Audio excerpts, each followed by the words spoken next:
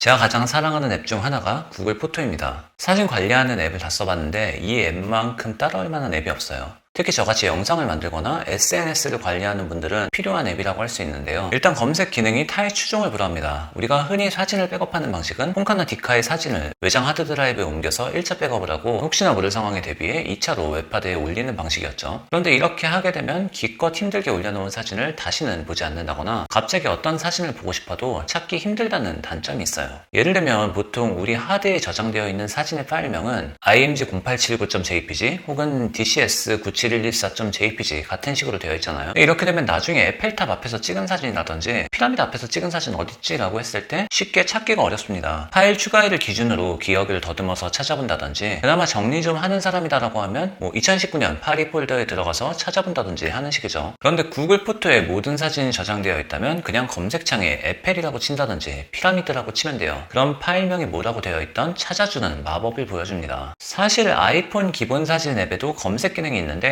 검색의 효과를 봤을 때 구글 포토에 10분의 1 정도밖에 못 미치는 느낌이더라고요. 이건 어쩔 수 없는 게 구글이 애플보다 훨씬 더 많은 데이터를 쌓고 있기 때문인데요. 인공지능에게 사진을 학습시키는 원리는 간단합니다. 비슷한 사진을 계속 보여주면서 이게 고양이야, 이게 고양이야, 이게 고양이야 라고 말을 해주는 거죠. 컴퓨터가 세상을 보는 방식이 사람이 세상을 보는 방식과 다르거든요. 그래서 사람처럼 한 5번에서 10번만 학습시켜주면 아는 게 아니라 매우 많은 양, 수만 장 정도는 보여줘야 학습이 되기 시작합니다. 그럼 비슷한 컬러 정보와 패턴 등을 인식하고 다음부터 비슷한 데이터 값을 가진 정보를 인식하면 아 이게 고양이구나 라고 인공지능이 인식을 하는 거죠. 그러다 보니 가끔은 이런 실수도 저지르곤 해요. 우리가 보면 아이스크림인데 인공지능은 고양이라고 인식하기도 하는 거죠. 어쨌건 이런 데이터가 구글에는 매일마다 엄청나게 쌓입니다. 그러다 보니 이런 정교한 검색이 가능해지는데요. 같은 맥락으로 한글보다 영어로 검색하면 훨씬 더 정교한 검색 값을 얻을 수 있어요. 예를 들어서 한글로 크리스마스 마켓이라고 치면 정보가 안 나오는데 영어로 크리스마스 마켓이라고 치면 데이터가 나오죠. 크리스마스 마켓이라는 한글로는 충분한 데이터가 쌓이지 않은 거예요. 저는 그래서 영상 편집을 할 때도 구글 포토에 올려놓고 필요할 때마다 검색하는 기능을 쓰기도 하는데요. 예를 들어서 이번에 터키 영상을 만들 때 여기에서 해당 키워드, 예를 들어 욜르데니즈를 검색하면 우리가 뭘 했는지 대략적으로 알 수 있기 때문에 어떤 식으로 영상을 전개해 나갈지 아이디어를 쉽게 짜나갈 수 있습니다. 또 한 가지 우리가 사진을 백업해 놓으면 한번 백업해 놓고 쉽게 다시 보지 않는 게 문제인데요. 구글 포토에서는 1년 전 오늘, 2년 전 오늘, 그리고 10년 전 오늘까지 추억을 알아서 보여주기 때문에 사진이 쌓이면 쌓일수록 매일 타임캡슐을 열어보는 기분이 듭니다. 또 구글의 검색 성능을 발휘해서 알아서 카테고리를 묶어주기도 하는데 비슷한 얼굴을 묶어서 인물을 추천해주고 사진에 있는 GPS 정보 등을 활용해서 장소별로 묶어주기도 합니다. 그리고 사물별로 카테고리를 분류해주는데 이것만 봐도 구글의 인공지능이 얼마나 똑똑한지 알 수 있을 정도죠. 그리고 이 구글 포토가 정말 개쩌는 매력을 가지고 있던 이유가 바로 무제한 용량이었어요. 어떤 사진이나 영상을 올리건 사진은 1600만 화소, 영상은 1080p의 풀 HD까지는 원본으로 올릴 수 있고 만약 이보다 화소나 화질이 높은 미디어는 알아서 최대치에 맞게 수정해서 올려줬거든요. 그래서 정말 초고화질의 사진이나 영상을 보관할 필요가 없는 분들이라면 충분히 매력적인 퀄리티의 사진과 영상을 보관할 수 있었죠. 이렇게 우리는 구글에게 무제한 용량을 받는 대가로 우리의 사진 정보를 넘기면서 구글의 인공지능이 방대한 사진 데이터를 학습하게 해주는 거래를 한 겁니다. 워낙 제가 구글 포토의 헤비 유저라 그런지 조금 걱정이 됐어요. 사실 구글 걱정이 아니라 제 걱정이었죠. 얘네가 갑자기 무제한 업로드 지원을 중단하면 어떻게 하나 하고요. 그런데 결국 제 걱정이 사실이 됐습니다. 구글이 충분한 데이터를 쌓았다고 판단했던지 아니면 정말 제 걱정대로 서버 비용이 감당이 안 된다고 생각했던지 2021년 6월 1일부터는 구글 포토의 무제한 용량이 사라지게 됩니다. 원래 구글은 계정 하나당 15기가의 구글 드라이브 용량을 제공하는데 21년 6월 1일부터 올리는 모든 사진과 영상의 용량은 이 15기가에 그대로 반영하겠다는 거예요. 사실 15기가는 정말 턱없이 부족한 용량입니다. 돈 내고 쓰라는 거죠. 그럼 우리는 어떻게 해야 될까요? 일단 무엇보다 가장 먼저 할 일은 지금 당장 가지고 있는 모든 사진과 영상을 구글 포토에 올리는 겁니다. 시간이 없습니다. 지금 당장 시작해야 됩니다. 폰 안에 있는 사진은 구글 포토 앱 다운받아서 켜놓으면 자동으로 백업되고 파일로 저장되어 있는 사진은 구글 포토 웹사이트에 들어가서 파일이나 폴더를 선택해서 쭉 끌어놓으면 되는데요. 이때 주의할 점은 업로드하는 시간이 꽤 꽤 오래 걸리기 때문에 자동으로 컴퓨터 잠자기 모드가 되지 않도록 해놓고 업로드 될 때까지 쭉 켜놓는 겁니다. 이렇게 모든 사진 업로드가 끝나면 지금부터가 문제인데요. 6월 1일 이후 올리는 사진은 용량 제한을 받기 때문에 우리는 선택을 해야 합니다. 구글 원이라고 불리는 구글 드라이브의 요금제를 활용하는 건데 100기가는 월 2,400원, 200기가는 월 3,700원이기 때문에 뭐 그렇게 큰 부담은 없습니다. 만약 사진만 보관하는 용도로만 쓴다면 200기가 정도면 일상 추억을 담기에는 나쁘지 않은 용량인데 사진 한 장에 평균 5메가 정도라고 하면 약 4만 장의 사진을 담을 수 있는데 이 정도 선에서 정리하면 될 것 같아요. 문제는 영상까지 같이 담았을 때 일어나는 일인데요. 200기가 다음의 요금제는 2테라로 쓱 넘어가고 가격도 월 11,900원으로 훅 비싸지는데 사실 영상을 조금만 찍으면 2테라는 너무 금방 차는 용량인데다 요금도 조금 부담스럽습니다. 11,900원이면 1년이면 14만원이 넘어가니까요. 뭐 한 5년 이상 장기적으로 생각하면 아예 나스를 구축하는 것도 방법이 될 수 있어요. 그래서 최근 갑자기 이 구글 픽셀 1 중고폰이 품귀 현상을 빚으면서 가격이 뛰기 시작합니다. 2016년에 출시한, 그러니까 나온 지 5년이 지난 핸드폰의 가격이 올라가는 이유는 바로 구글이 픽셀을 출시하면서 내건 프로모션이 픽셀을 통해 구글 포토로 올리는 모든 사진과 영상은 원본 그대로 용량 무제한으로 올릴 수 있다고 해서인데요. 픽셀 1 이후 버전은 이 프로모션이 적용되지 않고 오직 픽셀 1만 적용되기 때문에 만약 구할 수 있다면 모든 사진과 영상을 픽셀폰을 통해 올리는 것도 좋은 대안이 될 수 있습니다. 저도 이 방법을 사용하기로 했고요. 하지만 이미 출시된 지 5년이 지난 중고폰이 언제 작동을 멈출지 모른다는 리스크가 있기도 하고 심지어 국내 정식 발매된 것도 아니어서 AS에도 제약이 많다는 점은 참고하시는 게 좋을 것 같습니다. 그래서 오늘 영상을 요약하면 1. 구글 포토 짱이다. 2. 이 영상을 본 시점이 2021년 6월 1일 전이라면 모든 사진과 영상을 구글 포토에 백업하자. 3. 이 영상을 본 시점이 2021년 6월 1일 이후라면 15기가의 무료 용량으로 한번 시작해보고 괜찮으면 돈을 조금 들여서 유료 플랜이나 픽셀 구형폰을 구입해보자.